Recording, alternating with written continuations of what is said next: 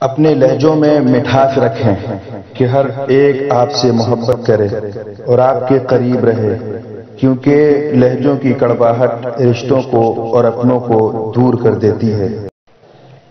آپ اپنے آپ کو سمجھدار سمجھیں مگر دوسرے کو بیوقوف سمجھنے کی سمجھداری سے پرہیز کریں۔ ہر انسان کی سوچ اور مزاج کا معیار ایک دوسرے سے مختلف ہوتا ہے۔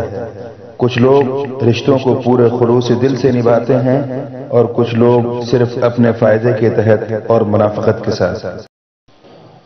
اسپتال کے ایمرجنسی وارڈ میں صرف زندگی کے لیے دعائیں مانگی جاتی ہیں، باقی سب خواہشات بے معنی ہو جاتی ہیں۔